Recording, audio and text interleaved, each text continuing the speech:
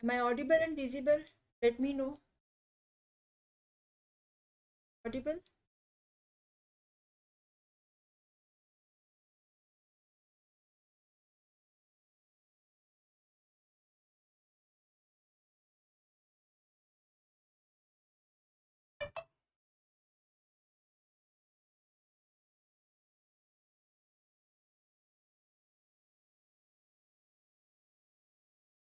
Am I audible?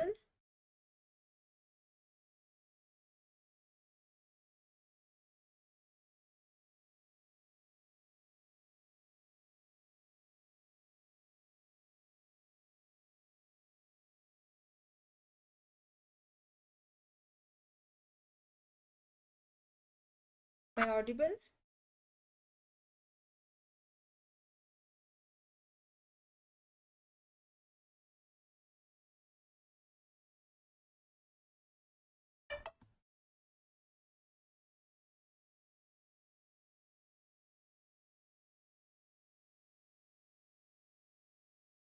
Hello everyone. Welcome to Unacademy Future Doctors. Here we are posting videos on two platforms. Number one is our YouTube channel Unacademy Future Doctors, as well as we are also posting free videos as a special class on our Unacademy app. I myself, Dr. Dipti Kariya, I'm MD PhD Physiology. I'm associate professor and I'm educating MBBS. I have more than 17 years of teaching experience. Now, let me explain in brief about our subscription. We have two varieties of subscription. One that is plus subscription, in which you choose the best from the best. Here you can access both live as well as recorded videos. You can study on the device of your choice. You can learn from India's top educators for your medical exams. You can access Question Bank, which is having more than 25,000 questions. You can compete in the live test as well as quiz, and within 12 months we are coming with a printed note. Second is our iconic subscription. Here, your access to the best from two of the best. And which are these two? One that is Unacademy and Prep Ladder with Unacademy. Features of this, they are, as I have mentioned most of them, one is well-structured live batches. You can have recorded classes, which covers full syllabus. You can have Question Bank, which is having more than 25,000 questions. You can have competitive live test as well as quiz, comprehensive printed as well as digital note. Second one, that is Unacademy and Prep Ladder with Prep Ladder. Here, all our resources of 2021 Dream Pack, which includes clinical and integrated essentials, video lectures from the Dream Team, Question Bank 3, which is having active guidance, system tags, and more, rapid revision, snapshots, treasures, and 2021. Both of them have unique features, so you can subscribe any of them. Now, we have added certain features in our special class. Here, the special class, they made interactive.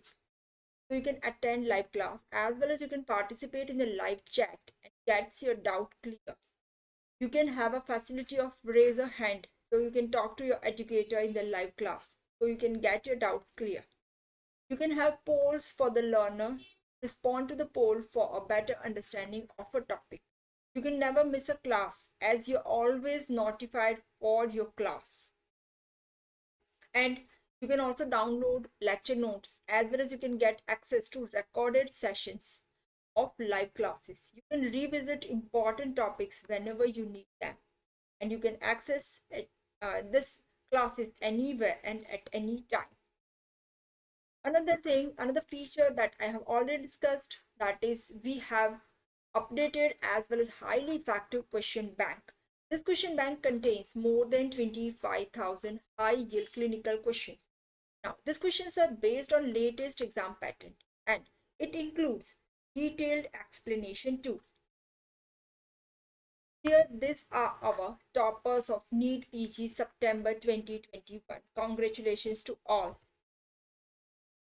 Here, this is our schedule for Unacademy Medical PG test. You can see various tests we are scheduled in different months.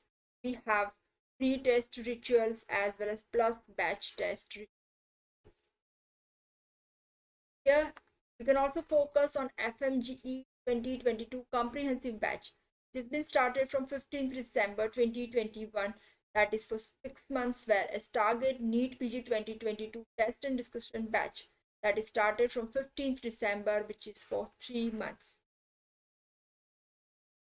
So you can subscribe from your mobile, either Plus or Iconic subscription. You can use my code DIPTI10 and get 10% discount. In spite of that, one more announcement here. As I told you before, that all the lectures which we are posting, either live class or special class on this platform of Unacademy Future Doctors, this all are free to access. So please get the benefit of all this. Now, our today's topic is chemical regulation of respiration, one of the very important topic, and sometimes students, they cannot easily understand this topic. So here, the name itself suggests chemical regulation. What do you mean by chemical regulation? Here, chemicals in our blood, they regulate respiration. Okay. Now, so which are these chemicals? We have oxygen, carbon dioxide, and H plus ion. These are the chemicals, they regulate our respiration. Okay.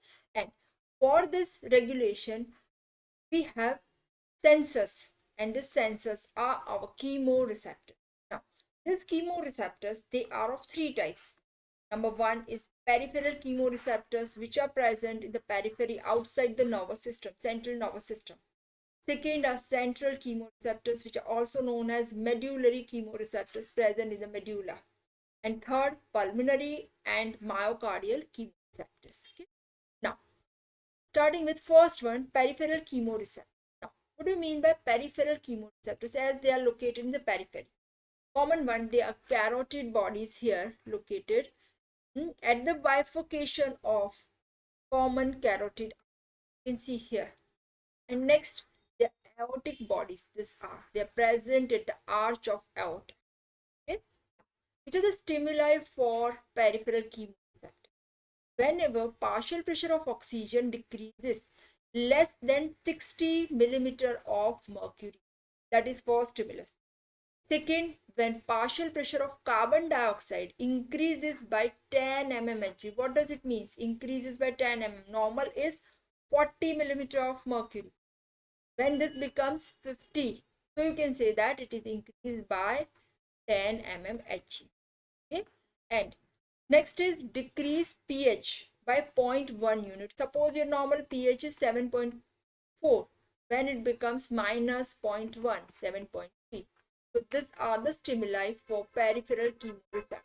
Okay? Next is structure of peripheral chemoreceptors. You can see here.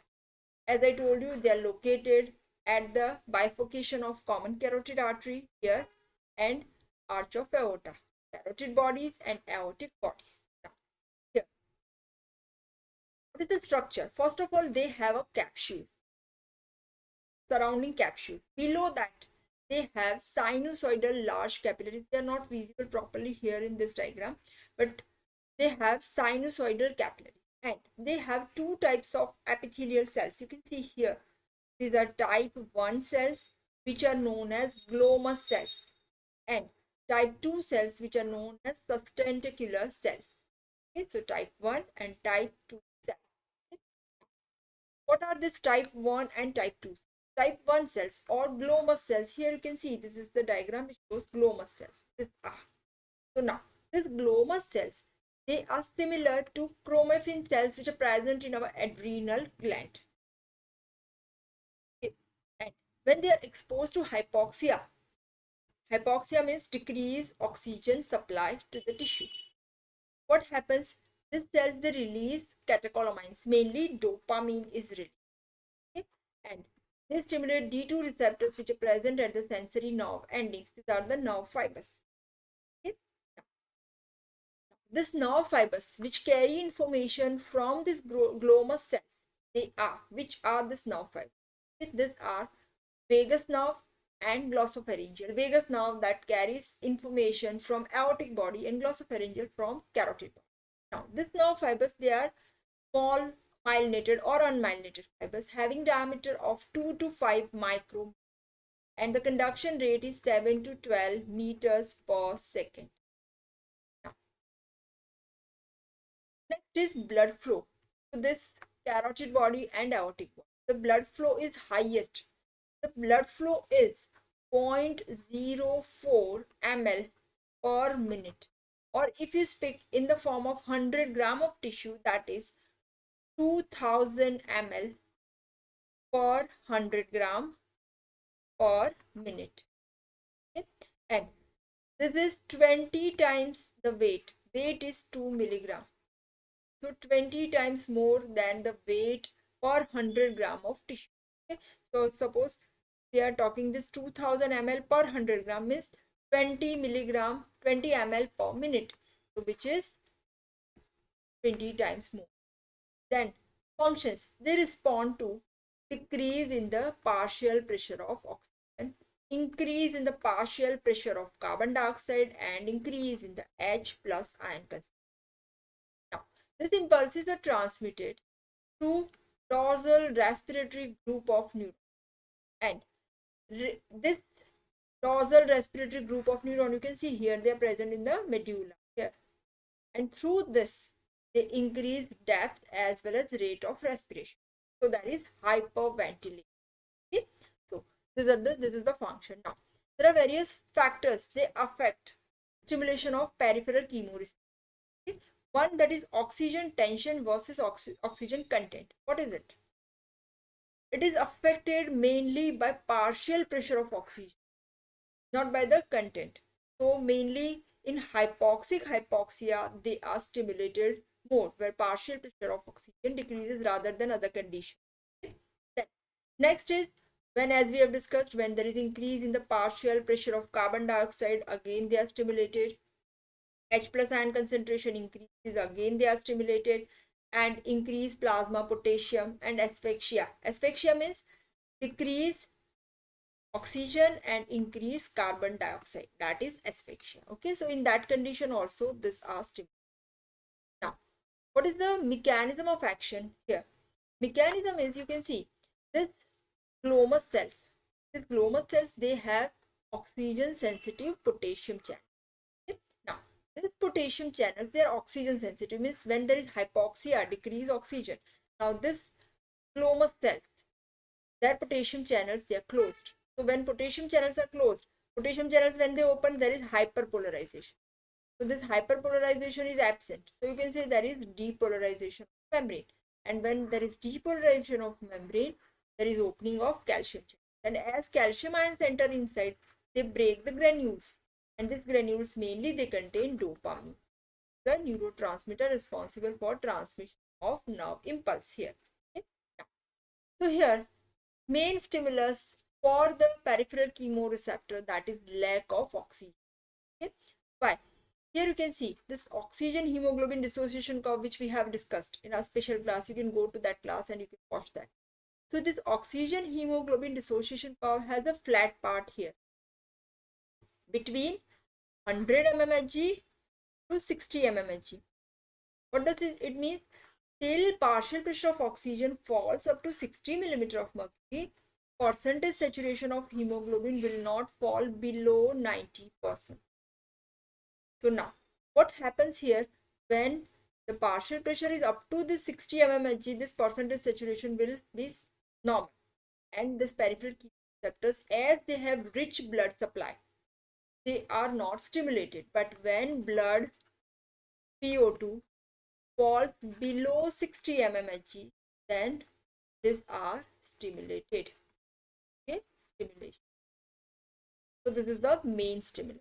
Now, so this is all about peripheral chemoreceptors. Next are central chemoreceptors. Now, central chemoreceptors are the neurons which are present just beneath the ventral surface of the medulla. Here you can see these are central chemoreceptors here, and they respond to change in H plus ion concentration, mainly in the CSF. Also, when H plus concentration as well as CO2 increases in the blood interstitial fluid, then also they get stimulated, how we will discuss. Okay? So mainly they affect increase in the H plus ion concentration in the cerebrospinal.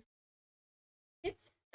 So local H plus ion concentration inside the CSF, when increases, the central are stimulated. Now what is the mechanism of action here? You can see this increase first of all, you can see main stimulus is H plus, but that is acting through increase in the carbon dioxide. Why? Because H plus cannot enter in the blood-brain barrier, cannot cross the blood-brain. So now, what happens? Suppose H plus concentration increases outside CSF, then H plus cannot enter. So what happens here? CO2 enters inside the cerebrospinal fluid. Now the CO2 combines with water and it forms H2CO3, which is further converted into H plus and HCO3 minus. Okay? Now, these H plus ions, they are the major stimulator for central chemo and they increase pulmonary ventilation. So this is the mechanism of action. So you can say that actual stimulus for central chemoreceptor, that is H plus ion. But because H plus ion cannot cross the blood-brain barrier, therefore you can say that CO2 increases and this CO2 is converted into H2CO and then it stimulates H plus formation. Okay? Another thing, what happens if suppose H plus concentration increases in the blood interstitial fluid. So this in blood we have buffer for H plus ion. Okay? So this buffers, they increase H plus in the interstitial fluid. Okay? So as they increase the H plus concentration, as increase in the H plus concentration, they get buffered by this buffers. They might not be as much effective as is in the concentration H plus in the CSF. Now, another characteristic feature of central chemoreceptors are that they cannot be stimulated by hypoxia. If there is hypoxia, then they are not. And they are inhibited by anesthesia. If we are giving anesthetic agent, then they are inhibited. Also by cyanides, and during sleep also they are inhibited. Now, what are the effect of stimulation of chemoreceptor? This chemoreceptors, central chemoreceptors, they are basic main drive. Both the chemoreceptors, they are important for regulation of respiration, minute to minute regulation of respiration. Okay, so 80 to 85% respiratory drive, respiratory drive. That is because of stimulatory effect of carbon dioxide on central chemoreceptor. So main action is through central one. 15 to 20% is because of action on peripheral receptor. Third variety of chemoreceptors, they are present in the lungs and in the heart. They are pulmonary and myocardial chemoreceptors. They are located in the blood vessels of lungs and they are innervated by vagus nerve. When they are stimulated, they produce apnea followed by tachypnea and bradycardia. Now, what are the effect of hypoxia on the respiration? As I told you, main regulating factor for peripheral chemoreceptor is arterial PO2. Here these are your peripheral chemoreceptors and this is the nerve supply. Okay? So what happens when arterial PO2 is 100 or around 100, there is normal no discharge from this peripheral chemo. But when arterial PO2 decreases, it is the most potent stimulus for peripheral chemoreceptor. Okay, and this rate of discharge of this peripheral chemoreceptor increases when arterial PO2 falls below 100. Okay? Now, when the arterial PO2 level falls from 100 to 60 millimeter of mercury, you can see there is significant increase. When it becomes 60, then there is significant increase in the nerve discharge. Okay? Nerve discharge increases, but ventilation will not increase. This is due to braking effect, one of the very important thing to understand. Maybe asked as a question. You can see here. Suppose when the PO2 is 100 mmHg, then no discharge of impulses from peripheral chemoreceptor. When it falls from 100 to 60, there is discharge from peripheral chemoreceptors, but there is no increase in pulmonary ventilation. Why? Because you can see discharge increases from peripheral chemoreceptor and transiently there is increase in the respiratory rate. Okay? But as respiratory rate increases, then carbon dioxide is removed, washing out of carbon dioxide. And as carbon dioxide is removed, PCO2 decreases. And as PCO2 decreases, PCO2 is an important factor regulating central chemoreceptor. So this central chemoreceptor drive decreases, and therefore there is no increase in pulmonary ventilation. This is known as braking effect of CO2. CO2 breaks the action of this stimulation of peripheral chemoreceptor. Second thing is why there is no increase in discharge, because when there is hypoxia means decreased oxygen supply, so hemoglobin formed, that is deoxy, because lack of oxygen. Now this deoxyhemoglobin is weaker acid. What do you mean by acid? Acid donates H plus, but this deoxygenated hemoglobin cannot donate H plus. Okay, oxyhemoglobin can donate easily H plus. So what happens? No H plus donation, therefore H plus concentration decreases. And as H plus concentration decreases, then again hypoxic drive is reduced. Nullify the effect of hypoxic drive. And the person is not having increase in the pulmonary ventilation. So two factors, they prevent increase in the pulmonary ventilation. One, that is braking effect of carbon dioxide, and second, because of decrease in the H plus ion. But when partial pressure of oxygen falls below 60 mmHg, less than 60, when it decreases, what happens? Now all this braking effect cannot work. Now there is severe fall in carbon dioxide concentration. So this braking and other inhibitory effects have no role, and there is increase in pulmonary ventilation. You can see here, partial pressure of oxygen when it is 300, 400, you can see discharge rate is least. When it is 100, again least. When this becomes less than 100, discharge rate. So this is the relation in these two. Now, what is the effect of hypercapnia? Hypercapnia means increase in the carbon dioxide concentration. So what happens? You can see here in this diagram, there is increase in the partial pressure of carbon dioxide. You can see here. Okay? Partial pressure of carbon dioxide when increases, what happens? You can see here, there is steady increase in the pulmonary ventilation, and this acts by both peripheral and central chemo. Both are activated, and carbon dioxide increases ventilation.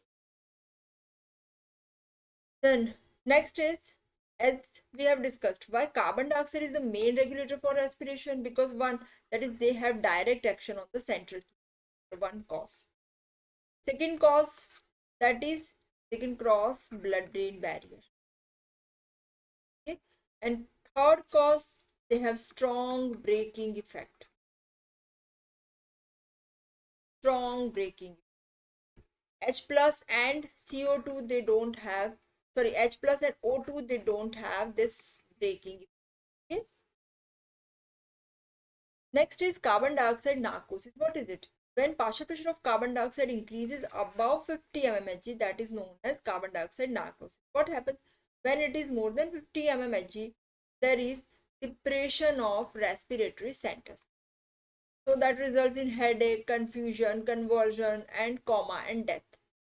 Most of the time it is because of accidental over inhalation of carbon dioxide. And what is the clinical significance?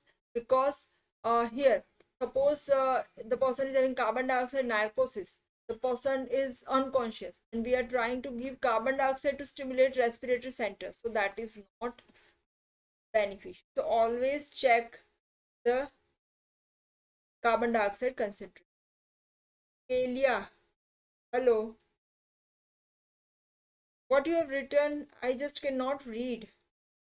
BASF tech. What's it? Kariya. Hello. Let me know if you have any query.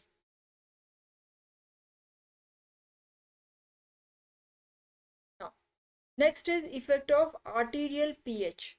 What is the effect of arterial pH on respiration? here, whenever there is metabolic acidosis. What are the causes for metabolic acidosis? If there is diabetes, diabetes produces ketoacidosis. Starvation also produces ketoacidosis. When there is renal failure, uric acid all are increased.